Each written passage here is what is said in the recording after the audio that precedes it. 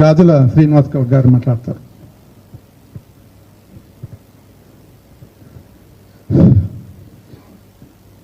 ఈరోజు ఈ సమావేశానికి అధ్యక్షత వహిస్తున్నటువంటి గురువర్యులు, నిజంగా ఇంతకుముందు మా శ్రీనివాస్ యాదవ్ అన్నట్టు కళింగ భవన్ మళ్ళీ ఒక వేదిక అవుతుంది.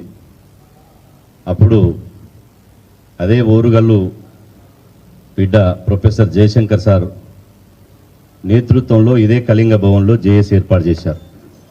మళ్ళీ ఇప్పుడు అదే ఓరుగల్లు బిడ్డ ప్రొఫెసర్ మురళీ మనోహర్ సార్ ఆధ్వర్యంలో మళ్ళీ కీలకమైన సమావేశం ఏర్పాటు చేశారు.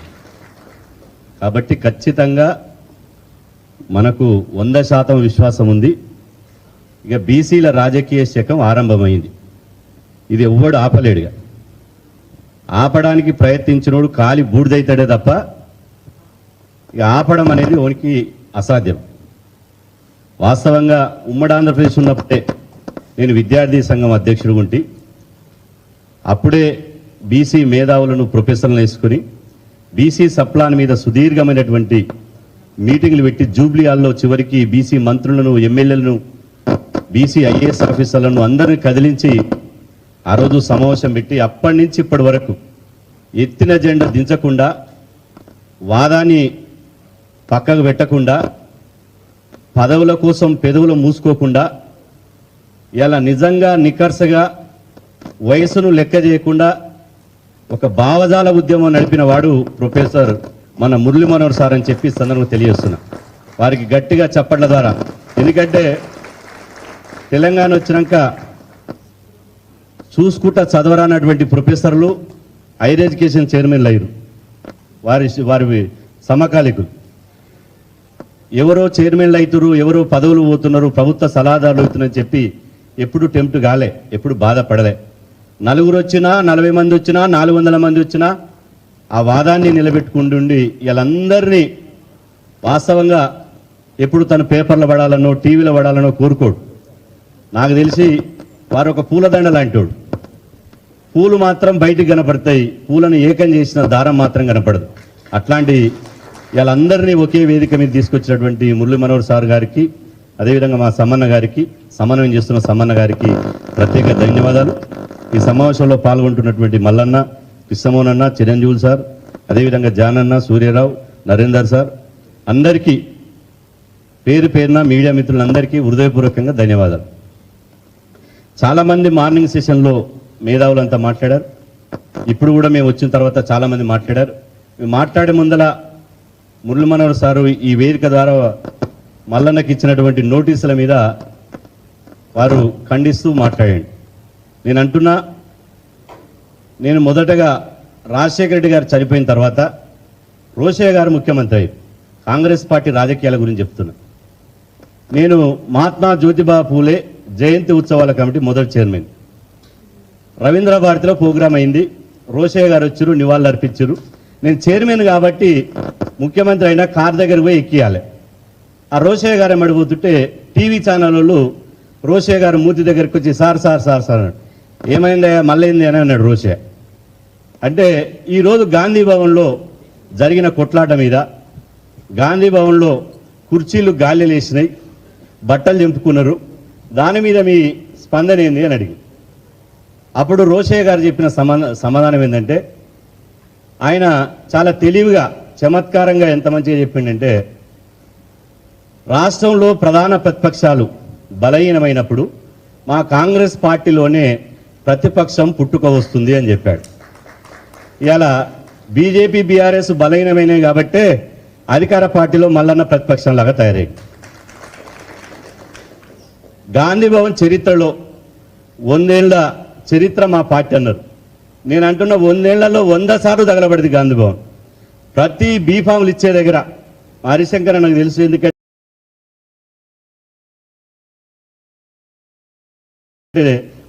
తగలబెట్టిన వాళ్ళే. మా రోషయ్య గారు పిసిసి అధ్యక్షుడు ఉన్నప్పుడు మన పైల్మాన్ హనుమంతరావు మెడబట్టి అమాధానం గోడకు లేపిండట. ఏమ్రా నువ్వు బీఫామ్ ఇవ్వవారా అని. దెబ్బకే ఆ మెడబట్టి బయటికి గెంటేయగానే దెబ్బకే సాయంత్రం వరకు హనుమంతనకు బీఫామ్ వచ్చింది, అంబర్పేట టికెట్.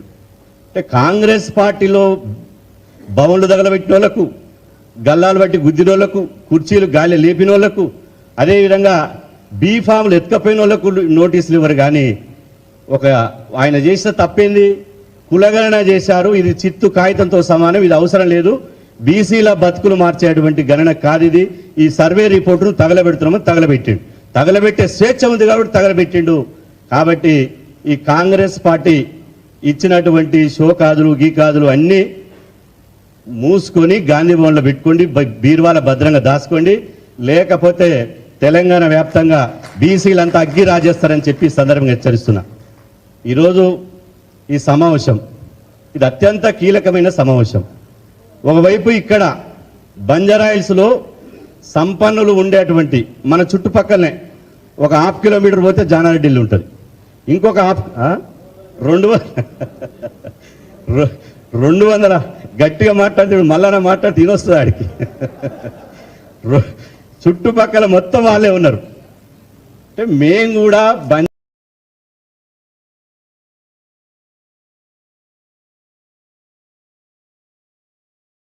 బంజారాయిల్స్లో మీటింగ్లు పెట్టుకుంటున్నాం అని చెప్పి ఇలా మీటింగ్ పెట్టుకుంటున్నాం. జర్ర ఇస్తుట పోతే కమాండ్ కంట్రోల్లో రేవంత్ రెడ్డి గారు మీటింగ్ పెట్టుకుంటున్నారు. అదేవిధంగా ఉత్తమ్ కుమార్ రెడ్డి ఇల్లు కూడా 500 మీటర్లు ఉంటుంది. కాబట్టి అందరి ఇళ్ల మధ్యన కీలకమైన సమావేశం పెట్టుకుంటున్నాం. ఈ సమావేశం ఒక ప్రస్తుతం ఉన్నటువంటి అంశాల మీద ఒక కార్యాచరణ రూపొందించాలి. అదేవిధంగా దీర్ఘకాలికంగా ఏ విషయాలను మనం చర్చించి ఏ విషయాల మీద మనం ముందుకు పోవాలనే దాని మీద ఇంకొక నిర్ణయం తీసుకోవాలి. ఇప్పుడు ప్రస్తుతం కులగణన విషయం మీద అందరూ చెప్పారు. మళ్ళీ చెప్పి సమయాన్ని వేస్ట్ చేయకుండా ఈ కాంగ్రెస్ల మంత్రులు కానీ కాంగ్రెస్ ప్రభుత్వంలో ఉన్నటువంటి వాళ్ళు కానీ వాళ్ళ మైండ్ సెట్ ఉందంటే దున్నపోతు ఈనిందంటే దూడనేడ కట్టే అనేటట్టు వెనకడుకోడు. అదే దున్నపోతు ఈంత రాలేదా అనేది మైండ్ అప్లై చేయరు. దున్నపోతు ఈనిందా తెచ్చి దొడ్ల కట్టాయి. ఇలా ఈ కులగణన లెక్కలు తప్పుల నాయన, మీ సర్వే తప్పు, మీరు చేసిన విధానం తప్పు, మీరు ప్రతి స్టెప్పులో తప్పు చేశారు. దీన్ని సరిదిద్దుకుంటే మీరే మంచి పేరు వస్తుంది, మీ కాంగ్రెస్ పార్టీకే మంచి పేరు వస్తుంది, మీ నాయకునికే మంచి పేరు వస్తుంది రాహుల్ గాంధీ. కానీ మనం ఇవాళ సద్విమర్శ చేస్తున్నాం. సద్విమర్శ చేస్తే కూడా స్వీకరించుకోలేకపోతే రావణాసురుని సావుకు 101 కారణాలు అన్నట్టు కాంగ్రెస్ పార్టీ రాష్ట్రంలో 2028లో రాజకీయ సమాధి కావడానికి ఈ బీసీ కులగణనే ఇవాళ ఒక పునాది రాయి కాబోతుంది. ఇది గమనించాలి. గమనించకపోతే బీసీలకు వచ్చే నష్టం ఏం లేదు. వీడు కులగణన రిజర్వేషన్లు వీడు 42% ఇచ్చినా ఇవ్వకపోయినా మీరు లెక్క పెట్టండి, 60% మంది సర్పంచులు మనమే అవుతాం. 12,840 గ్రామ పంచాయతీలు ఉన్నాయి. 12,840 గ్రామ పంచాయతీలో బరాబర్ 6,000 మంది సర్పంచులు బీసీలు అవుతారు. 5,470 ఎంపీటీసీలు ఉన్నాయి. 5,470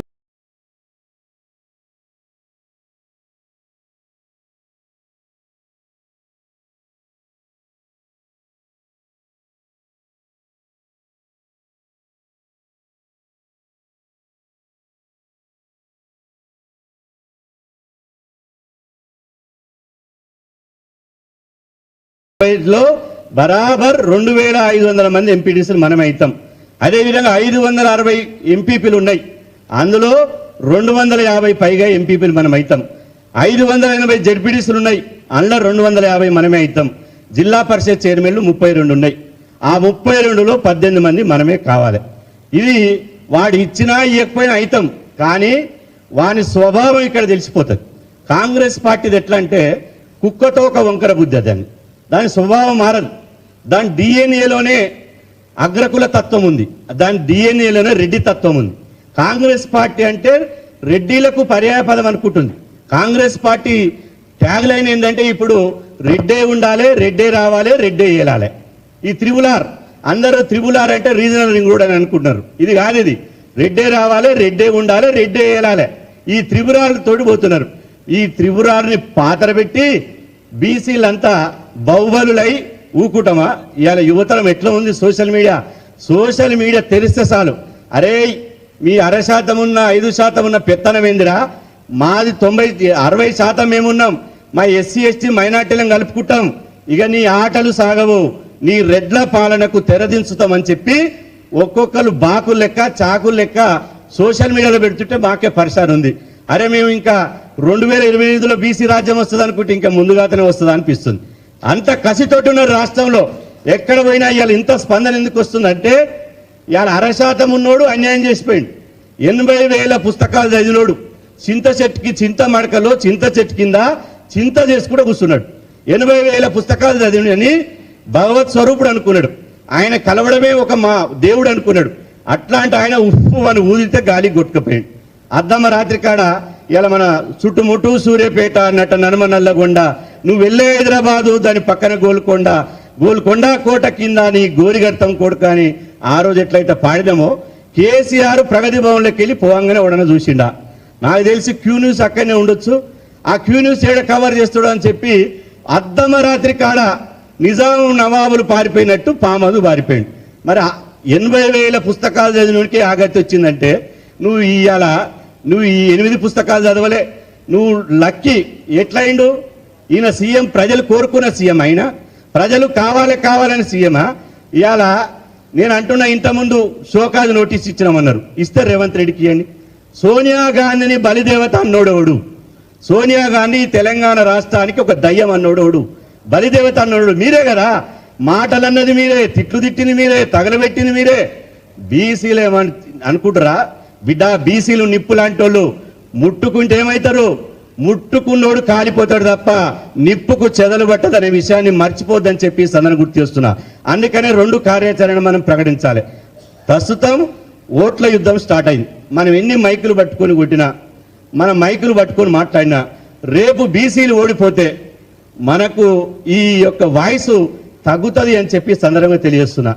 నేను గతంలో ఒక 4 రోజుల కింద TV9లో డిబేట్ పోయిన తర్వాత ఆ డిబేట్లో రెడ్డి ఆయనకు నాకు బాగా సంవాదమైంది. భాగవతంలో రాజుకు ఇంకో రాజుకు యుద్ధం అవుతుంది కదా, అట్లా సంవాదం అయింది ఇద్దరికి. అయిన తర్వాత ఆయన ఒక మాట అన్నాడు, అరే నువ్వు ఇంత అంటున్నావు కదా. నేనేమన్నా అంటే, అరే 43 మంది రెడ్లు అసెంబ్లీ ఎట్టుంటారు ఆయన, ఇది ప్రజాస్వామ్యం కాదు, ఇది కుల పాలన, ఇది ప్రజాపాలన కాదు, రెడ్డి పాలన, ఇది ప్రజాప్రభుత్వం కాదు, ఇది అగ్రకులాల ప్రభుత్వం అని నేను అన్న తర్వాత ఆయన ఏమన్నా, అరే అవును భయ్, మేము 43 మంది రెడ్లో ఉన్నాం, కానీ ఏమన్నా నామినేటెడ్ చేసుకున్నామా? మాకు మేము నామినేటెడ్ చేసుకున్నామా? మీకు మీరే అయ్యా పటేల బాగున్నావు, మా రెడ్డి గారు బాగున్నావు, నువ్వైతే సారు అసెంబ్లీ పోవాలి, మీ తాతని గెలిపించినా మీ అయ్యని గెలిపించినా సారు నువ్వు ముక్కు ముఖం మంచిగున్నావు, నీ కారు బాగుంది, నీ బంగ్లా బాగుంది, నీ బొర్ర బాగుంది, నువ్వే మంచి కావాలని ఓట్లేసారు కదా. ఓట్లేసింది మీరే, జెండాలు మోసింది మీరే, మాకు జిందాబాదులు కొట్టింది మీరే, పెద్ద పెద్ద ఫ్లెక్సీలు పెట్టి కాళ్ళ కాడ పాస్పోర్టులు వేసింది మీరే. మరి మీరే గెలిపించి 43 మంది పోయినాం అంటే మాదేం తప్పుంది అన్నాడు. ఇక వాని దగ్గర వేరే తిరిగి కొట్టినా మళ్ళీ అది సమయం వేస్ట్. కానీ బయటకు వచ్చినాక నా ఆత్మ శోభించింది. అరే వాడు అన్నది నిజమే కదా. ఇవాళ వజ్రాయుధం లాంటి ఓటును ఈ 5% వేసుకొని, పిడికెట్ శాతం వేసుకొని తెల్లారి నుంచి ఆయనకి అయ్యా అప్ప దండం దశకం, నువ్వే రాజు, నువ్వే మంత్రి, అయ్యా సబ్సిడీలు, స్కాలర్షిప్లు, ఫీజు రియంబర్స్మెంట్లు, తాయిలాలు, రాయితీల కోసం సాగిలపడి అడుక్కునడం ఏంది? ఈ 60% ఉన్నోడు వంగి సలాం పెట్టుడేంది? ఇది మారాలంటే కసితోటి పనిచేయాలి. మారాలంటే తాతకేసిన ఓటు, తండ్రికేసిన ఓటు, వాని అయ్యకేసిన ఓటు వానికెయ్యకుండా మన రక్తాన్ని, మన పేగును పంచుకుని పుట్టినటువంటి బిడ్డలకు ఓటేసుకుంటే 100% మన తలరత మారుతుంది కదా అని చెప్పి ఆలోచన చేస్తున్నాం. కాబట్టి ఇప్పుడు ఓట్ల యుద్ధం స్టార్ట్ చేయాలి. మనం ఇప్పుడు యుద్ధం చేద్దామంటున్నాం కాంగ్రెస్ తోటి. ఇప్పుడు ఓట్ల యుద్ధం స్టార్ట్ చేస్తే ఏమవుతుంది? 3 ఎమ్మెల్సీలు నల్గొండ, ఖమ్మం, వరంగల్లో పూల రవీందర్ని గెలిపిస్తే, ఖమ్మం అదేవిధంగా ఆదిలాబాదు, నిజామాబాద్, కరీంనగర్లో అదే ఒక మల్క కుమరేనో ఇంకొకరు ఉన్నారు బీసీలు, వారిని గెలిపిస్తే, పట్టభద్రుల నుంచి ప్రసన్న హరికృష్ణన్ గెలిపిస్తే, 3 బీసీలను గెలిపిస్తే అధిష్టానం పిలిచి రేవంత్ రెడ్డిని, అరే నీది ఏం పాలన నాయన, వచ్చిన సంవత్సరానికే బీసీలంతా సంఘటితమయ్యారు, బీసీలంతా నువ్వు టికెట్లు ఇవ్వకున్నా ఇలా వచ్చి అసెంబ్లీలో కూర్చున్నారని చెప్తే, అప్పుడు ఓట్ల యుద్ధంతో ఆ ప్రభుత్వాన్ని ఓడగొట్టేటువంటి ప్లాన్ మనం చేయాలి. మనం చేయకుండా మనం హైదరాబాద్లో కూర్చుంటే రేపనిచ్చే కార్యాచరణ చేద్దాం. అందుకోసమే నేను నిన్న చెప్పిన, ఓట్ల ద్వారా ఈ కాంగ్రెస్ ప్రభుత్వానికి గుణపాఠం నేర్పాలి. ఓటు అనే ఆయుధాన్ని ఒక పోటు దింస్తే రెడ్ల ఆధిపత్యం, రెడ్ల పాలన, రెడ్డి ఇజం బంగాళాఖాతంలో కలపవలసినటువంటి బాధ్యత మనందరి మీద ఉందని చెప్పి ఈ సందర్భంగా తెలియజేస్తున్నా. ఇక రెండోది ప్రజాయుద్ధం. ప్రజాయుద్ధం అంటే ఉద్యమాలు చేయక తప్పదు. ఇలా మందకిస్తున్న మొన్న 1000 గొంతులు 1,00,000 డప్పులు చేశాడు. మొత్తం మాదిగ సమాజాన్ని ఏకం చేసాడు. కవులను, కళాకారులను, రచయితలను అందరినీ, డాక్టర్లను, న్యాయవాదులను అందరినీ, అన్ని వర్గాల ప్రజలను ఏకం చేసాడు విత్ ఇన్ క్యాస్ట్లో. ఒక డప్పు కొట్టక ముందుకే 4వ తారీఖు నాడు అసెంబ్లీ సమావేశం పెట్టి రేవంత్ రెడ్డి గారు హడావిడిగా వర్గీకరణ మీద నిర్ణయం తీసుకున్నాడు. మరే ఇలా 17% ఉన్నటువంటి, అందులో మాదిగలు 11%, 10% ఉంటారు నాకు తెలిసి. 11% ఉన్న మాదిగ సమాజానికే రేవంత్ రెడ్డికి ఏసీ రూమ్లో కూర్చున్న చల్ల చెమటలు పెట్టాయంటే 60% ఉన్నటువంటి మనకు రేవంత్ రెడ్డి భయపడా? రేవంత్ రెడ్డి ఆకాశంకి వెళ్ళి ఊడిపడ్డా? కాబట్టి రేవంత్ రెడ్డి కాంగ్రెస్ ప్రభుత్వాన్ని చల్ల చెమటలు పట్టించవలసినటువంటి అవసరం ఉన్నది. నేను అంటున్నా, ఇప్పుడు రాష్ట్రంలో ఉన్నది ఇది రాహుల్ కాంగ్రెస్ కాదు, ఇది 100% ఇప్పుడు రాహుల్ కాంగ్రెస్ రాష్ట్రంలో లేదు. ఏ కాంగ్రెస్ ఉంది? 100% రెడ్ల కాంగ్రెస్ ఉంది, రేవంత్ కాంగ్రెస్ ఉంది. కాబట్టి రెడ్ల కాంగ్రెస్ ని మనం ఓట్ల ద్వారా ఓడించాలి. అదేవిధంగా మనం ఒక ప్రజా ఉద్యమం అన్ని జిల్లాల ఎక్కడికక్కడ చేయండి. మళ్ళా ఆ స్టూడియోలో ఉండి కాగితాలు నిలబెట్టి మేము ఓపెన్ గా 400 మందిని కలిసినామా, చిరంజీవి సార్ కూడా వచ్చిండు, అందరం కలిసి చింపి ఆడ చెత్తబుట్టలు వేసేసినాం. మీ పద్ధతిలో నేను ఇప్పటిదాకా టీవీ ఇంటర్లో పోయినా, అరే మల్లన్న ఒక దిక్కు, ఇంకో చిరంజీవి సార్ ఒక దిక్కు, మురళీ మనోహర్ సార్ ఒక దిక్కు, సమ్మన్ ఒక దిక్కు పోరుతుంటే మేము చెప్పిన మా ఈ దారులు వేరైనా గమ్యం మాత్రం ఒక్కటే. మా మధ్యన భిన్నాభిప్రాయాలు ఉన్న భేదాభిప్రాయాలు ఉన్నాయి, బరాబర్ బీసీలం మేమంతా ఏకతాటిగా ఉన్నాము అని చెప్పిన. కాబట్టి ఎక్కడికక్కడ మీకు దోచిన నిరసన చేయండి. నేనో ప్రోగ్రామ్ ఇస్తే అందరూ పాల్గొనండి, మీరో ప్రోగ్రామ్ ఇస్తే అందరం పాల్గొందాం, అది కంటిన్యూగా అవుతుంది. కాబట్టి ఖచ్చితంగా ప్రజా పోరాటం ద్వారా ఈ ప్రభుత్వం మెడలుంచవలసినటువంటి బాధ్యత ఉన్నది. ఇక చివరిగా చెప్పేది అంటే సమయం లేదు కాబట్టి 42% టికెట్ల సంగతి మీకు చెప్తా. 42% టికెట్లు ఇస్తా అని చెప్పి రేవంత్ రెడ్డి గారు అసెంబ్లీలో మాట్లాడితే ఏమంటుంది తెలుసా? కొంతమంది అబద్ధాల సంఘాలు పెట్టారు, అబద్ధాల సంఘాలు పెట్టి అబద్ధాలు చెప్తున్నారు. ఇవాళ మేమంటున్నాం, అబద్ధాల సంఘాలు పెట్టింది మేం కాదురా నాయన, అబద్ధాల సంఘాలు పెట్టింది నువ్వు. అబద్ధాల సంఘాలు పెట్టి నిండు అసెంబ్లీ సాక్షిగా మొత్తం అబద్ధాలు, కులగణన రిపోర్టు మీద తప్పుడు లెక్కలు చెప్పాడు, ఇప్పుడు డెడికేటెడ్ కమిషన్ విషయంలో తప్పుడు లెక్కలు చెప్తాడు. అబద్ధాల మొత్తం లెక్కలు చెప్పిందే రేవంత్ రెడ్డి గారు. ఇవాళ వారు ఏమంటారు? గాంధీ భవన్ లో మాట్లాడేటువంటి అంశాలను అసెంబ్లీలో మాట్లాడుతున్నాడు. 42% టికెట్లు ఇస్తామని గాంధీ భవన్ లో మాట్లాడాలి, కానీ అసెంబ్లీలో మాట్లాడుతున్నారు. నేను అంటున్న 42% టికెట్లు అనేది ఒక బక్వస్, దాన్ని ఎవ్వరు నమ్మొద్దు. ఎందుకు అంటే 2024లో అసెంబ్లీ ఎన్నికలు జరిగేటప్పుడు ఉదయపూర్ డిక్లరేషన్ ప్రకారం కాంగ్రెస్ పార్టీ గాంధీ భవన్ లో రాజకీయ వ్యవహారాల మీటింగ్ పెట్టి మా రాహుల్ గాంధీ గారు ఉదయపూర్ డిక్లరేషన్ లో ప్రతి పార్లమెంట్ సెగ్మెంట్ కు 2 బీసీలకు అసెంబ్లీ టికెట్లు ఇవ్వాలని తీర్మానం చేసిండు. మేము కూడా గాంధీ భవన్ లో తీర్మానం చేస్తామని చెప్పి గాంధీ భవన్ లో తీర్మానం చేశారు. మేము కూడా సంకల్పం గుద్దుకున్నాం, కాంగ్రెస్ పార్టీ 34 టికెట్ ఇస్తామని. తీరా చూస్తే టిఆర్ఎస్ కంటే బీజేపీ కంటే అతి తక్కువ టికెట్లు 21 టికెట్లు ఇచ్చారు. ఆ 21 6 టికెట్లు ఓల్డ్ సిటీలో ఇచ్చింది.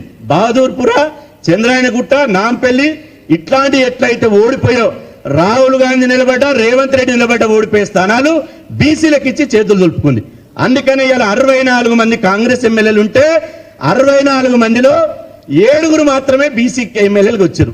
ఇది ఎంత సిగ్గుచేటు చూడండి. కాంగ్రెస్ పార్టీలో ఉన్నది ఎంతమంది? ఇప్పుడు 7. అంటే అసెంబ్లీ ఎన్నికల్లో బీసీలకు డోకబాయి చేసేసాడు.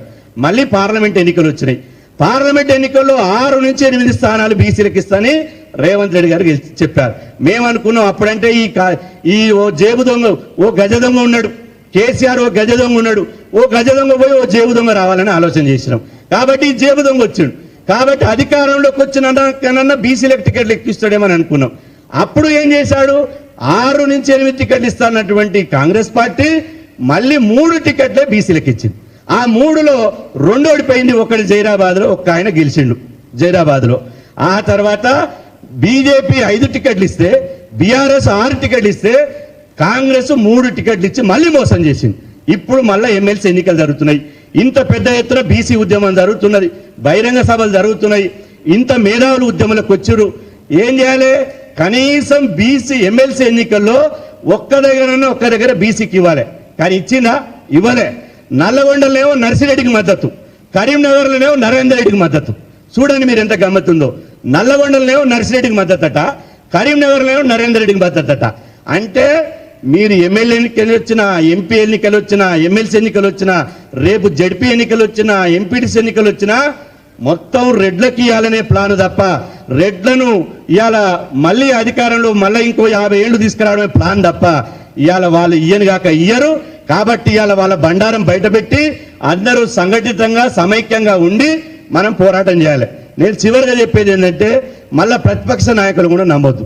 ఎందుకంటే ఇవాళ కులగణన చేయకుండా అన్యాయం చేసింది 10 సంవత్సరాలు బీఆర్ఎస్ఏ కదా. బీఆర్ఎస్ సమగ్ర కుటుంబ సర్వే లెక్కలు చేసి బయట పెట్టింది కూడా టీఆర్ఎస్ కదా. చివరికి సరే ఆ పాపం కడుక్కోవాలనుకుంటే కనీసం కేసీఆర్ కులగణనలో పాల్గొనడా? మీరు చూపించండి. కేసీఆర్ కులగణనలో పాల్గొనలే, కేటీఆర్ కులగణన పాల్గొనలే. కులగణన అంటే వాళ్ళకి ఎగతాళి చేసి వాళ్ళ కులగణన పాల్గొనలే. ఈవన్ బండి సంజయ్ మాట్లాడుతున్నాడు. బండి సంజయ్ ఏమన్నాడు కులగణన జరిగేటప్పుడు? 2014లో కేసీఆర్ తీసిన సమగ్ర కుటుంబ సర్వే ఉండగా మళ్ళీ ఇప్పుడు ఎందుకు కులగణన అని బండి సంజయ్ అన్నాడు. అప్పుడు అని వ్యతిరేకించిండు. మళ్ళీ ఇప్పుడు కులగణన కాగానే మళ్ళీ ఏమంటున్నాడు? అది హిందూ ముస్లిం అని మళ్ళీ అంటున్నాడు. అదేవిధంగా కిషన్ రెడ్డి గారు ఏమైనా పాల్గొన్నాడా కులగణనలో? ఆయన పాల్గొనలే. ఇప్పుడు మళ్ళీ నీతి వాక్యాలు చెప్తున్నాడు. కాబట్టి వీళ్ళందరూ అగ్రకుల పార్టీలంతా వీళ్ళు చీకటి ముసుకేసుకుని మేకలు పులితోలు కప్పుకున్నటువంటి ఈ మేకవన్య పులను నమ్మొద్దు. బీసీలంతా అప్రమత్తంగా ఉండాం. ఈ వచ్చేటువంటి భవిష్యత్ అంతా మనదే. 100% 28 మంది ముఖ్యమంత్రి అయినా బీసీలు ముఖ్యమంత్రి కాలే. వచ్చేది ఒక బీసీ బిడ్డను ముఖ్యమంత్రి పీఠం మీద కూర్చోబెడదాం. గోల్కొండ కోట మీద ఒక బీసీ బిడ్డ త్రివర్ణ పతాకం ఎగరవేసిన రోజే మనకు నిజమైన స్వాతంత్రం వచ్చినట్టు. దానికోసం కృషి చేద్దాం. ఏ భేషజాలు లేవు, ఏ బిషబిషలు లేవు, విశేషాలు లేవు. అందరం ఒకటి ఉందాం. మన రాజకీయ అధికారం కోసం కలిసి కొట్లాడదామని చెప్పి ఈ సందర్భంగా తెలియజేస్తూ ఈ అవకాశం ఇచ్చినటువంటి గౌరవ